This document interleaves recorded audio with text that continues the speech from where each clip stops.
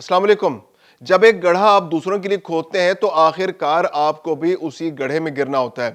اور یہ سب کچھ افغانستان میں ہو رہا ہے، جہاں طالبان رجیم اپنے پڑوسی ملکوں کے لیے گڑھے کھود رہی تھی، دہشت گردی کے گڑھے، جس کے ذریعے ان تمام پڑوسی ممالک کی سیکیورٹی کمپرومائز ہو رہی تھی۔ افغانستان دہشت گردی کے آماج کا بنا ہوا تھا اور اس کا فیسیلیٹیٹر خود طالبان رجیم تھی، لیکن اب طالبان کے ساتھ ساتھ ایسے گروپ بھی وہاں پر دہشت گردی میں اتنا آگے بڑھ چکے ہیں کہ وہ طالبان کو بھی گھاس نہیں ڈال رہے۔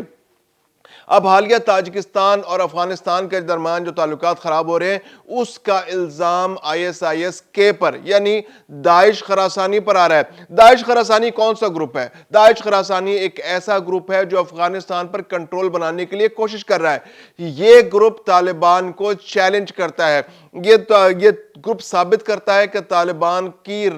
وہاں پر رٹ نہیں، اور داعش خراسانی جہاں چاہتا ہے کارروائی کر سکتا ہے۔ اب انہوں نے چینی مفادات کو نقصان پہنچانا شروع کر دیا ہے، اور چینی مفادات کو نقصان وہ کس جگہ پہنچا رہے ہیں؟ افغانستان تاجکستان کے بارڈر پر، تاجکستان کے علاقے میں گھس کر، جہاں چینی افراد موجود ہیں، جہاں چینی انجینئرز موجود ہیں، جہاں چینی کارکن موجود ہیں، جہاں چینی گولڈ مائننگ کر رہے ہیں، وہ وہاں جا کر ہٹ کر رہے ہیں اور چینی شہریوں کو ہلاک کر رہے ہیں۔ یہ ایک بہت بڑا مسئلہ بن چکا ہے چین کے لیے، کیونکہ چین اپنے شہریوں کی سیکیورٹی کو بہت زیادہ اہمیت دیتا ہے۔ پاکستان کے ساتھ بھی چین کے بہت زیادہ اس بارے میں کئی دفعہ کشیدگی بھی پیدا ہو چکی ہے کہ پاکستان کے اندر بھی ان طالبان نے، ان داعش کے لوگوں نے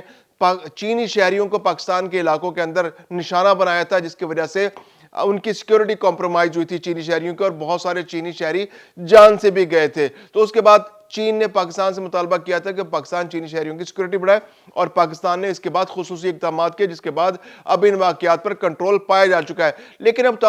تاجکستان کے علاقوں میں یہ واقعات اتنے زیادہ بڑھ چکے ہیں کہ اب چین نے اپنے شہریوں سے کہا ہے کہ وہ ان علاقوں سے پیچھے ہٹ جائیں اور دوشنبے کی طرف چلے جائیں، جو سرحدی علاقے تھے افغانستان اور تاجکستان کے، وہاں پر چین کے شہری گولڈ مائننگ کر رہے تھے، کارکنی کر رہے تھے، اور مختلف مائننگ کے شعبوں پروجیکٹس کے اندر وہ اس کا حصہ تھے۔ لیکن اب چین نے اپنے شہریوں سے کہا ہے کہ ان کی سیکیورٹی سب سے بڑھ کر ہے، وہ یہاں سے ہٹ جائیں اور پیچھے ہٹ جائے۔ تو اب چین جو ہے وہ بہت زیادہ کنسرنڈ ہے، اور اب تاجکستان کے ساتھ جو اس کے خاص تجارتی تعلقات ہے، تاجکستان اس خطے کے اندر بہت زیادہ ریلائی کرتا ہے چین کے اوپر۔ اس کو جب قرضہ چاہیے ہوتا ہے تو وہ چین سے لیتا ہے، یعنی کہ وہ سب سے زیادہ اس نے جو قرضے لیے ہیں اب تک وہ چین سے لیے ہیں۔ اس کے علاوہ جو مختلف پروجیکٹس ہیں، مختلف جو تعمیراتی کام ہو رہے ہیں یا بڑے میگا پروجیکٹس اس کے اندر ہو رہے ہیں، اور اس کے علاوہ جو بیرونی سرمایہ کاری کے حوالے سے بھی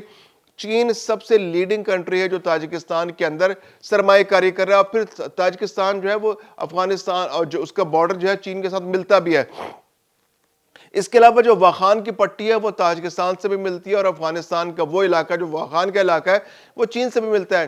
تو تاجکستان کی بہت زیادہ امپورٹنس ہے، اور بدخشاں کا جو علاقہ ہے یہ خاص طور پر بہت زیادہ کنٹریبیوٹ کر رہا ہے۔ بدخشاں کے علاقے سے پاکستان کے اندر بھی دہشت گردی ہوتی ہے، واخان کی پٹی کو کراس کرتے ہوئے پاکستان کے علاقے میں آ کے دہشت گردی کرتے ہیں، چترال کے علاقے میں۔ اس کے علاوہ جو بدخشاں پروونس کے علاقے سے تاجکستان کے اندر بھی دہشت گردی ہو رہی ہے۔ تو یہ ISIS-K یعنی داعش خراسانی جو ہے وہ یہاں پر خطے میں بہت زیادہ دہشت گردی کر رہی ہے، اور اب چائنا جو ہے اس کے پاس کوئی آپشن نہیں بچا کہ وہ خطے کے اندر یا تو افغانستان کو مجبور کرے کہ وہ ان کے خلاف کارروائی کرے، یا پھر مجبوراً چین کو خود اس علاقے میں کارروائی کرنی پڑے گی، یا پھر اس کے جو وہ گروپس جو چین کی حمایت کرتے ہیں، یا چین یا تاجکستان کی گورنمنٹ جو چین کے ساتھ بہت زیادہ کلوز کوارڈینیشن ہے، اس کے پاس بھی کوئی آپشن نہیں بچے گا کہ وہ افغانستان کو اس خطے کے اندر، اس علاقے کے اندر چیلنج کرے۔ تو یہ افغانستان کی جو صورتحال ہے، طالبان کا جو رویہ ہے، جو دہشت گردی کو پروان چڑھانے کا جو رویہ ہے، اب اس کے گلے کی ہڈی بن چکا ہے۔ داعش خراسانی جو ہے اب افغانستان میں طالبان کے لیے چیلنج بن چکی ہے۔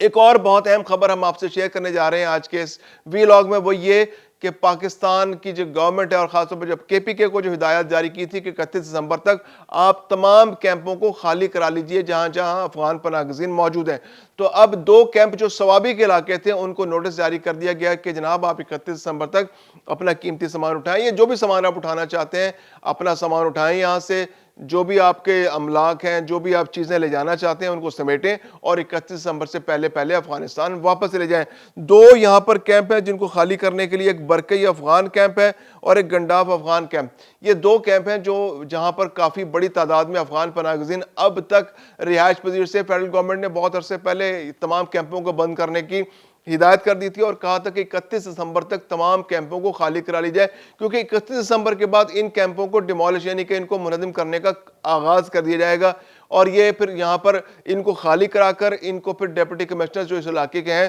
جو ضلعی انتظامیہ، ان کے حوالے کر دیا جائے گا کہ یہ آپ کی زمین ہے۔ فیڈرل گورنمنٹ کو ان زمینوں کی اب ضرورت نہیں ہے۔ 45 سے زیادہ کیمپ جو تھے پاکستان کے مختلف علاقوں میں قائم تھے اور ان میں سے زیادہ تر KPK کے اندر قائم تھے۔ تو اس سال سپٹمبر کے اندر گورنمنٹ نے اعلان کیا تھا کہ جی ہم اب تمام کیمپ خالی کر رہے ہیں، اب تمام کیمپوں کو خالی کر دیا جائے، اب ہمیں ان کی مزید ضرورت نہیں ہے، اور جو ڈیڈ لائن دی گئی تھی وہ 31 دسمبر تک کی دی گئی تھی۔ افغان پناہ گزینوں کا کہنا ہے کہ جی آپ ہمیں کچھ تھوڑا سا اور چانس دے دیں، سردیاں گزرنے دیں، لیکن یہ ایسے چانس وہ پتہ نہیں کتنی دہائیوں سے لے رہے ہیں، کتنے سالوں سے لے رہے ہیں، کیونکہ افغان پناہ گزین واپس جانے میں ان کا انٹرسٹ نہیں ہے، وہ واپس نہیں جانا چاہتے، خواہ وہ PR کارڈ ہولڈرز ہوں یا ACC والے ہوں یا پھر جو وہ غیر قانونی طور پر پاکستان کے اندر رہ رہے ہیں، تو یہ نہیں جانا چاہ رہے۔ تو افغان پناہ گزین جو ہیں 2025 کے اندر بڑی اچیومنٹ ہے پاکستان کی کہ 1 ملین یعنی 10 لاکھ سے زائد افغان پناہ گزینوں کو ان کے ملک بھیجے گئے، لیکن جو اس سے بڑا چیلنج ہے وہ یہ ہے کہ اب بھی UNHCR کی رپورٹ کے مطابق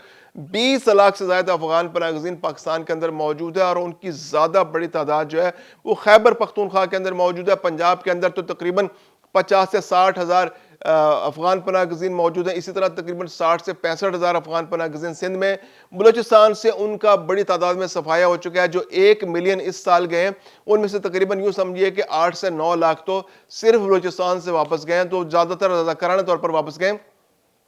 تو ان کی بڑی تعداد ہے۔ بلوچستان میں اب اتنی بڑی تعداد میں افغان پناہ گزین موجود نہیں ہے جتنی بڑی تعداد KPK کے اندر۔ اس کی وجہ یہ کہ جو خیبر پختونخوا کی حکومت ہے ان کا رویہ کافی نرم ہے، اور وہ ان کو واپس بھیجنے میں انٹرسٹڈ نہیں ہے، کیونکہ یہ ان کے لیے سیاسی ایندھن بننے کو تیار ہو جاتے ہیں۔ یہ KPK میں جو PTI کی گورنمنٹ ہے اس کے جب جلوس ہوتے ہیں، اس کے جب اسلام آباد پر دھاوا بولا جاتا ہے، تو اس کے لیے یہ کارکن فراہم کرتے ہیں افغان پناہ گزین، اور یہ سیاسی ایندھن بنتے ہیں۔ تو اس لیے KPK کی گورنمنٹ کا اسپیشل انٹرسٹ ہے کہ ان افغان پناہ گزینوں کو واپس نہ بھیجا جائے فوری طور پر، اور اگر بھیجا جائے تو ان پر سختی نہ کی جائے، کیونکہ وہ ایک یہ پورس بارڈر ہے، یہ آتے جاتے رہے اور یہاں پر ان کو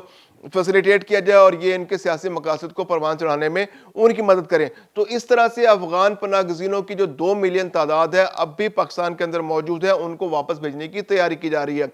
اس کے علاوہ جو بہت بڑا مسئلہ افغان پناہ گزینوں کے لیے سامنے آ رہا ہے کہ پچھلے 4 سال کے دوران جب سے طالبان رجیم آیا ہے، تو طالبان رجیم خود بھی ویلکم کر رہی تھی کہ آپ اپنے ملک واپس آ جائیں، اور جو پڑوسی ممالک تھے ان کا بھی انٹرسٹ تھا کہ اب مزید پناہ گزینوں کو نہیں رکھا جا سکتا۔ تو ان 4 سالوں کے دوران تقریباً 70 لاکھ سے زائد افغان پناہ گزین جو ہیں وہ اب واپس افغانستان بھیجے گئے، اور UNHCR نے اس کو کنفرم کیا۔ اب UNHCR جو ہے اس کی ذمہ داری تھی، اقوام متحدہ کی ذمہ داری تھی کہ وہ ان کو فیسیلیٹیٹ کرتے، ان کو آبادکاری میں مدد کرتے، ان کو خوراک فراہم کرتے، کیونکہ افغانستان کے اندر جو معاشی حالات ہیں وہ اتنے اچھے نہیں، کیونکہ افغانستان کی حکومت نے خود خانہ جنگی کا جو رستہ اختیار کیا، خود دہشت گردی کا رستہ اختیار کیا، استحکام آنے نہیں دیتے۔ وہ خطے میں استحکام آئے گا تو ان کے ملک میں بھی استحکام آئے گا، لیکن وہ چونکہ دہشت گردی کے پشتی بان بنے ہوئے اور دہشت گردی کو پروان چڑھانے والا ملک ہے جہاں پر دہشت گردی کے کیمپ قائم ہیں، تو وہ ان کی عوام کے اوپر بھی اس کے اثرات بہت زیادہ آتے ہیں۔ تو اس وقت بھی چونکہ لا اینڈ آرڈر کی صورتحال بہت کشیدہ ہے، تو تقریباً 2.36 کروڑ افراد ایسے ہیں جن کو خوراک کی شدید ضرورت ہے، لیکن افغانستان کے اندر UNHCR جو ہے اس کے پاس ایسا کوئی پلان نہیں ہے۔ اگر وہ بہت ایفیشنٹلی بھی کام کرے تو 2026 کے دوران وہ تقریباً 30 سے 40 لاکھ لوگوں کو خوراک فراہم کرنے کی پلاننگ کر رہا ہے، جس کے پاس اس کے لیے وسائل بھی پوری طرح موجود نہیں، کیونکہ جو دنیا عالمی برادری ہے وہ اب UNHCR کو اور اقوام متحدہ کو پناہ گزینوں کے لیے فنڈز فراہم نہیں کر رہے، وہ خوراک کے لیے فنڈز فراہم نہیں کر رہے۔ تو 2024 کے اندر جو ہے جو ورلڈ فوڈ پروگرام ہے اس نے جتنے پناہ گزین تھے یہ دنیا میں جو میل نیوٹریشن کے شکار لوگ تھے ان کو تقریباً 50 لاکھ لوگوں کو خوراک فراہم کی تھی، لیکن چونکہ عالمی برادری کا انٹرسٹ اس میں سے کم ہوتا جا رہا ہے تو ورلڈ فوڈ پروگرام بھی سکڑتا چلا جا رہا ہے۔ تو ورلڈ فوڈ پروگرام جو ہے اس نے 2025 میں صرف 10 لاکھ لوگوں کو فیڈ کیا۔ اب آنے والے دنوں میں آپ جس طرح سے پروجیکشنز دیکھ رہے ہیں تو ممکن ہے کہ آنے والے دنوں میں افغان پناہ گزینوں کے لیے مشکلات بڑھ جائیں۔ دنیا بھر میں جہاں جہاں پناہ گزین موجود ہیں ان کے لیے مشکلات بڑھ جائیں، دنیا بھر میں جہاں جہاں لوگ خوراک کی کمی کا شکار ہیں ان کے لیے مشکلات بڑھ جائیں، کیونکہ اقوام متحدہ جو عالمی ادارہ ہے جس کا کام یہ ہے کہ وہ جہاں جہاں لوگ مسائل کے شکار ہیں اس میں عالمی برادری کو شامل کر کے ان لوگوں کی ہیلپ کرنے کی کوشش کریں، تو وہ بھی اب جب اس کے پاس فنڈز نہیں ہوں گے تو وہ کام نہیں کرے گا، اور جب وہ کام نہیں کرے گا تو ظاہر سی بات ہے ان لوگوں کے لیے جو خوراک کی کمی کا شکار ہیں مشکلات میں مزید اضافہ ہوتا چلا جائے گا۔